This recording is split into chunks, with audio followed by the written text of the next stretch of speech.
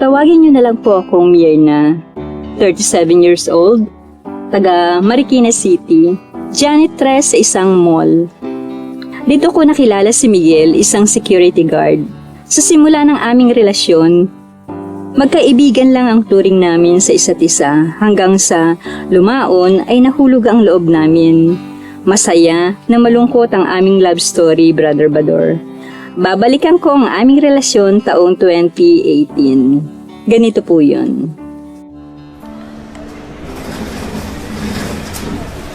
Hoy, ang sipag mo naman. Lunchtime na. Hindi ka ba tumitingin sa orasan? Oh, 11:45 na. Ay, ikaw pala. Naging busy lang. Pahinga lang ako sandali. Gusto mo bang sumabay na sa akin? Tara. Naku, baka may magalit sa'yo. Awayin pa ako. Wag na, kasabay ko naman si Shirley. O, edi sabay-sabay na tayong tatlo. Walang magagalit sa akin. Baka sa'yo, meron.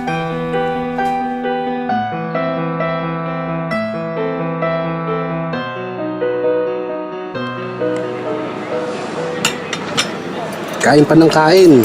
Oh, may bawon akong rice. Madami to. Alam ko makakasabay kita ngayon sa pagkain eh. Kuha ka rin, Shirley. Huwag na kayo mahiya. Ang bait mo naman, Miguel. Siguro sarap mong maging syota. Di ba, Myrna? Huwag mong biruin ng ganyan si Miguel. Baka may magalit sa atin, no? Loka ka. Wala ah. Wala naman akong nakikitang kasabay niyan eh. Di ba, Miguel?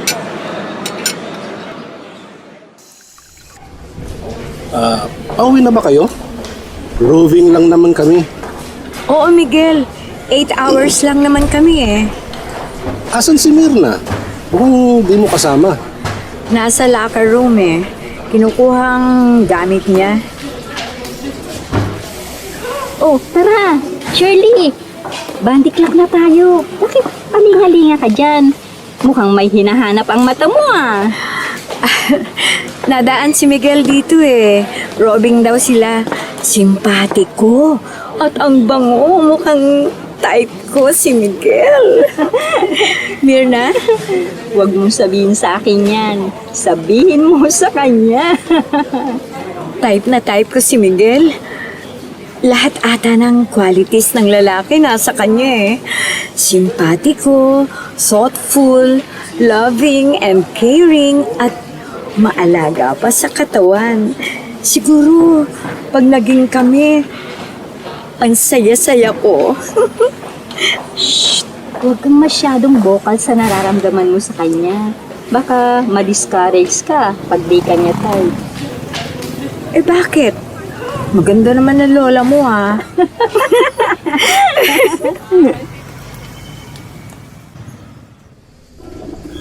Myrna, Oh, sulat. Basahin mo pag ikaw lang mag-isa ha. Huwag mong ipapabasa kay Cheryl. Sa'yo lang yan, maaari ba? oo, sige, salamat ha. Itatago ko muna to sa bulsa ko at mamaya sa locker room. Sa locker room ko na lang to babasahin. Oh, Myrna, saan ka punta?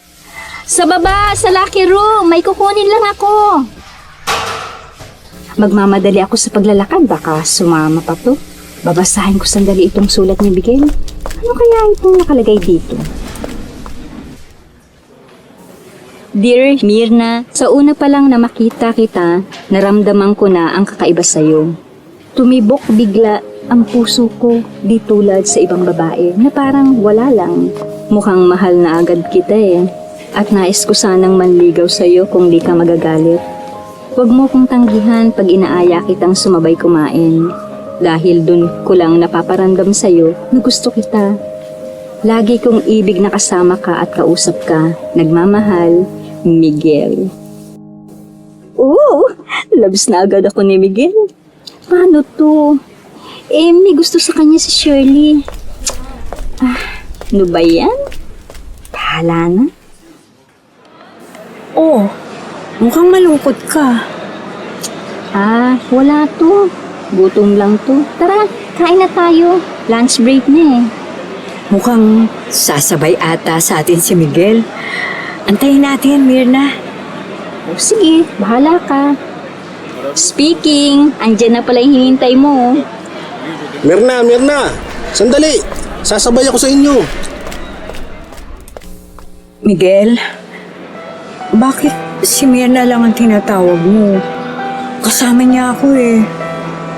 Tatampo ako niyan sa'yo. Ay, sorry ah. Mukhang si Mirna lang nakikita ko eh. Nakikita ng mata ko. Ganon? Magtigil nga kayong dalawa para kayong mga bata. Tara na, bilisan nyo nga ang dalawa. Baka wala na tayong upuan sa food court. Dali, bilis! Mirna, Shirley, oh, pakbet. Luto ng nanay, tikman nyo. Mukhang masarap ata yan ah. Sa amoy o tingin pa lang. Shirley, kuha ka Tikman natin. Bakit wala kang imik dyan? Uy, Wala. May iniisip lang ako. Huwag mo na isipin yun. Mahal ka nun.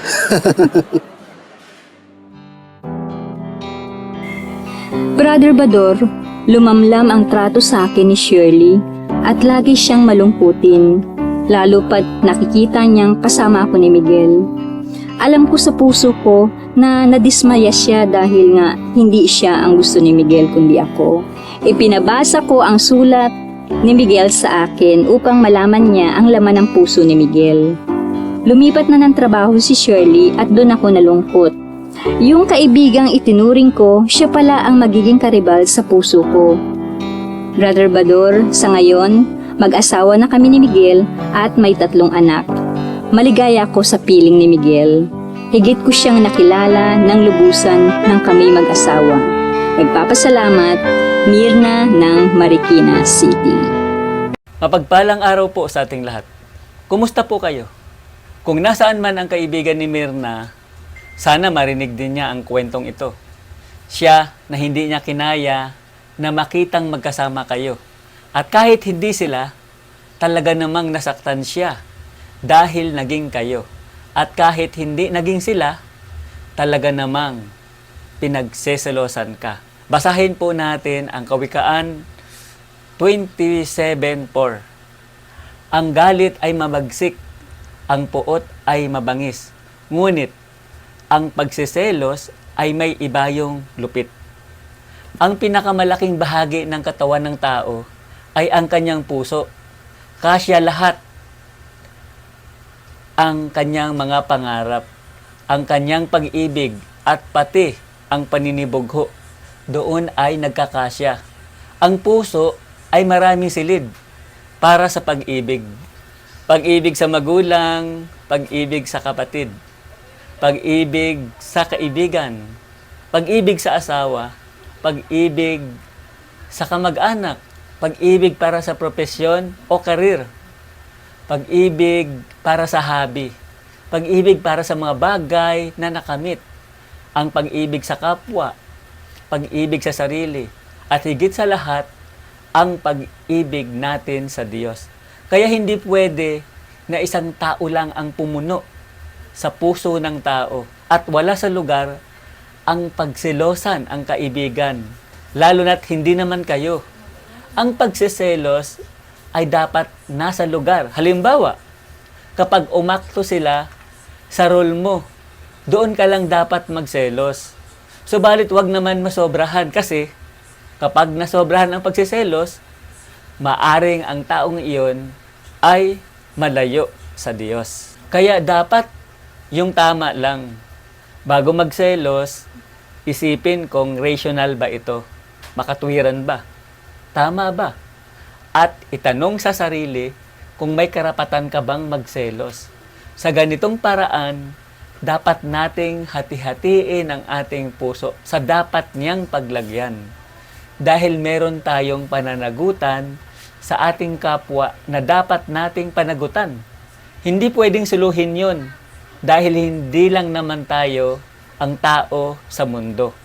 Alalahanin natin na ang pag-ibig ay regalo ng Diyos sa ating buhay. At ang buhay ay regalo. At habang may buhay, may pag-asa.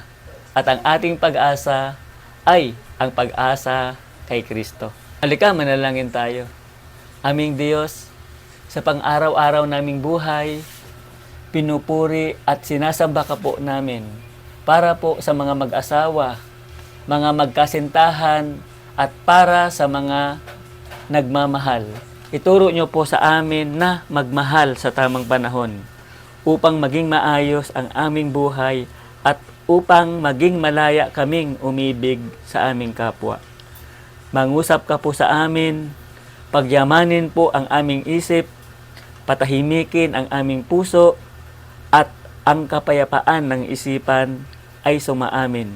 Ito po ang aming panalangin sa tanging pangalan ng aming Panginoong Hesukristo. Amen.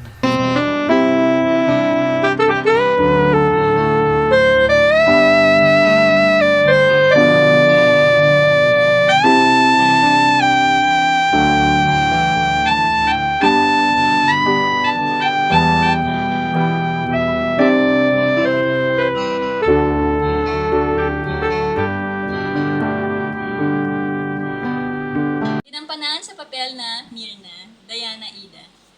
Lita Loresco po sa papel na Shirley. John Mendoza sa papel na Miguel.